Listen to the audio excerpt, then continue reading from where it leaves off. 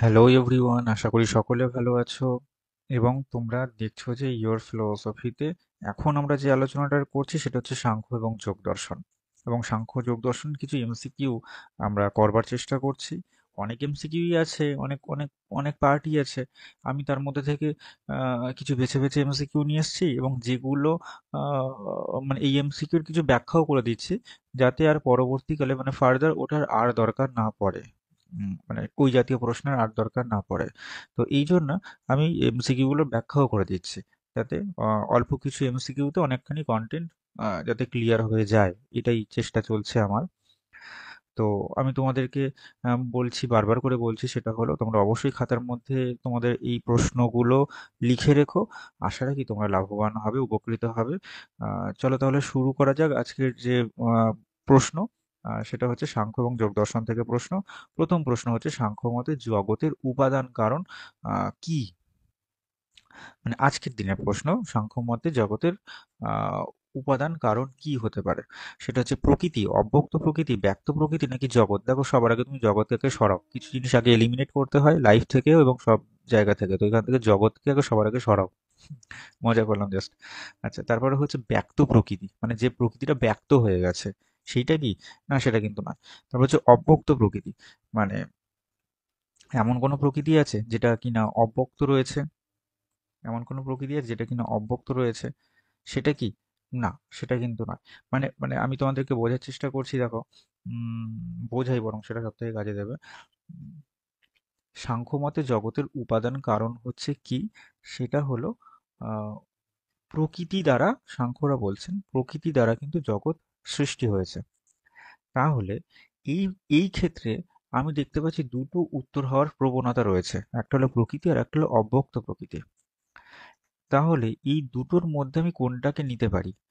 যেটা দিয়ে, মানে অব্যক্ত মানে এখনো যেটা ব্যক্ত হয়নি, তাহলে যেটা দিয়ে জগৎ সৃষ্টি হয়েছে, ঠিক আছে, যেটা দিয়ে জগৎ সৃষ্টি হয়েছে সেইটা হচ্ছে অব্যক্ত প্রকৃতি।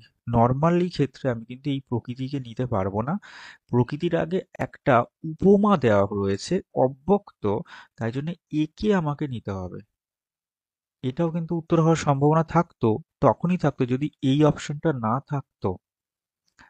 কিন্তু এই অপশনটা যেহেতু রয়েছে, একটা উপমা দিয়ে এই অপশনটাকে একটা ভারী করে দেওয়া হয়েছে, অব্যক্ত প্রকৃতি। সুতরাং আমাকে এই অপশনটাকে নিতে হবে, শুধু প্রকৃতিকে নিলে চলবে না। আর যেটা ব্যক্ত হয়ে গেছে তাকে তো নেবই না। তাহলে অব্যক্ত, তাহলে জগতের উপাদান কারণ কোনটা? সেটা হচ্ছে অব্যক্ত প্রকৃতি হচ্ছে জগতের উপাদান কারণ। কেবলমাত্র প্রকৃতি যে ওয়ার্ডটা দেওয়া রয়েছে সেটা কিন্তু নয়। দেখো, উত্তর হচ্ছে ওটাই। নেক্সট, নিশ্চল ও সুখজনক উপবেশন কি? মানে নিশ্চল মানে নড়ছে না চড়ছে না এরকম একটা অবস্থা, এবং সুখজনক উপবেশন সেটা তাহলে কি হতে পারে? এক্ষেত্রে কিন্তু আসন, আসনটাই কিন্তু নিশ্চল ও সুখজনক উপবেশন। ঠিক আছে। নেক্সট হচ্ছে, একাগ্র চিত্রে কোন গুণের প্রভাব বৃদ্ধি হয়? একাগ্র চিত্ত রয়েছে, সেই একাগ্র চিত্রে কোন গুণের প্রভাব বৃদ্ধি হচ্ছে? সত্ব, রজ, তম, নাকি কোনোটি নয়? তাকে সবার আগে আমি একটু বলে দিই। মানে শত গুণের অধিকারী যিনি রয়েছেন তিনি হচ্ছেন ব্রাহ্মণ। যে কুল রয়েছে ব্রাহ্মণ কুল, তারাই হচ্ছে শত গুণের অধিকারী। রজগুণের অধিকারী হচ্ছে যারা ক্ষত্রিয় বংশজ রয়েছে, ঠিক আছে, বা দেশকে শাসন করছে যে, তিনি হচ্ছেন এই রজগুণের অধিকারী।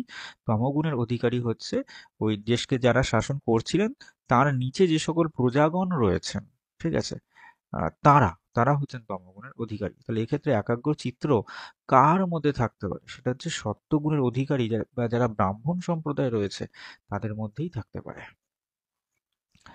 ওকে। নেক্সট হচ্ছে যোগ ভাষ্য, এই যে গ্রন্থটা, এই গ্রন্থটা তাহলে কার লেখা? যোগ ভাষ্য এই গ্রন্থটা কার লেখা? সেটা হচ্ছে কপিল, পতঞ্জলি, বিশ্বামিত্র, নাকি বেদব্যাস? দেখো, সবার আগে যোগ কথা বলেছে তাই আমি এই দুটোকে হটিয়ে দিই, বিশ্বামিত্র আর কপিলকে হটিয়ে দিই। দিয়ে বলছি, দেখো, মহর্ষি পতঞ্জলি যিনি রয়েছেন তিনি তো যোগসূত্রের প্রণেতা, তাই না? যোগ ভাষ্যের তো প্রণেতা নয়। বেদব্যাস যিনি ছিলেন তিনি কিন্তু যোগ ভাষ্য গ্রন্থটি কিন্তু লিখেছিলেন। ওকে। হয়তো জানো, আমি জানি তোমরা জানো, তবু এটা তোমাদের কাজে লাগবে আমি আশা রাখছি। নেক্সট, যোগ দর্শনে কটা তত্ত্ব স্বীকার করা হয়েছে? দুটো, তিনটে, 25টা নাকি 26টা? দেখো 2-3 তো আগে সরিয়ে দাও, 25টা তত্ত্ব স্বীকার করা হয়েছে তো সাংখ্য দর্শনে পঞ্চবিংশতি তত্ত্ব বলা হতো না? তাহলে আরেকটি এক্সট্রা তত্ত্ব যেটা হচ্ছে ঈশ্বরকে স্বীকার করেছেন সবার শেষে, তাই জন্য তাকে শেষর সাংখ্য বলা হচ্ছে। তাহলে 26টা টোটাল, 25+1, 26টা তত্ত্ব স্বীকার করছে কিন্তু যোগ দর্শনে। ওকে, নেক্সট, নিচের কোনটি প্রাণায়ামের অন্তর্গত নয়? ওকে, তাহলে প্রাণায়ামের অন্তর্গত কি কি সেটা আগে দেখে নেওয়া যাক। সেটা হচ্ছে পূরক, রেচক, কুম্ভক, এই তিনটে হচ্ছে প্রাণায়ামের অন্তর্গত, কিন্তু নয় হচ্ছে সাধন। ঠিক আছে, তাহলে এই ক্ষেত্রে এই যে সেই গতদিনে বলছিলাম না যে নয়গুলোকে আগে দেখতে হবে, ভালো করে পড়তে হবে, সেটা হচ্ছে সাধন। এইটা হচ্ছে উত্তর।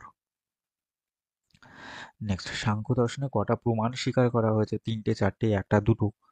কটা প্রমাণ স্বীকার করা হয়েছে বলো তো দেখি? সাংখ্য দর্শনে ঠিক কটা প্রমাণ স্বীকার করা হয়েছে? তিনটে প্রমাণ স্বীকার করা হয়েছে। এবার তোমার কাছে প্রশ্ন, জাস্ট ছোট্ট করে প্রশ্ন বাবা, আমি জানি তোমরা জানো, চলো লিখে দাও এবারে কি কি প্রশ্ন, কি কি প্রমাণ রয়েছে লিখে দাও ঝপ করে। চলো, সম্প্রজ্ঞাত সমাধি কত প্রকার? সবিতর্ক, সবিচার, সানন্দ আর শাসমিত, এই চারটি প্রকার। ঠিক আছে, আমি জানি তোমরা জানো, সেটা হচ্ছে উত্তর হচ্ছে গ। নেক্সট, শেষর সাংখ্য নামে কি পরিচিত? একটু আগেই বলে দিয়েছি, যোগ দর্শন পরিচিত, বাকিগুলোর ক্ষেত্রে নয়। নিচের কোনটি যোগদর্শনে উল্লিখিত ত্রিতাপের অন্তর্ভুক্ত নয়? তাহলে আগে আমাকে জানতে হবে যে ত্রিতাপ বলতে গেলে এখানে কোনগুলোকে বোঝাচ্ছে। এই লাস্ট তিনটে পার্ট, সেটা হচ্ছে তাপ, পরিণাম আর সংস্কার, এইটা হচ্ছে ত্রিতাপ বলা হচ্ছে। আর বিতর্ক বলে যে পার্টটি দেখতে পাচ্ছ, এটা কিন্তু ত্রিতাপের অন্তর্ভুক্ত নয়। ওকে, চলো আমরা আজকেও আবার 10টা প্রশ্ন কমপ্লিট করে ফেললাম। আমি আশা রাখছি তোমরা এর দ্বারা কিঞ্চিত হলেও উপকৃত হয়েছো, এবং আমি তোমাদের সত্যি বলছি, তোমাদের সফলতা কামনা করছি। তোমরা অবশ্যই পড়াশোনার মধ্যে থাকো, নিঃসন্দেহে সফল হবে। ঈশ্বরের কাছে এটাই আমার প্রার্থনা থাকলো। চলো তাহলে ততক্ষণের জন্য আমি তোমাদের সকলকে টাটা বাই বাই বলি। সবাই ভালো থাকো, নেক্সট দিন আশা রাখছি আবারও দেখা হবে। আর এখনো যারা চ্যানেলটিকে সাবস্ক্রাইব করো তারা সাবস্ক্রাইব করে দাও, আর বন্ধুদের সাথে একটু কাইন্ডলি শেয়ার করে দাও যদি তোমার ইচ্ছে হয় তো। ঠিক আছে, তো thank you, thanks for watching this video.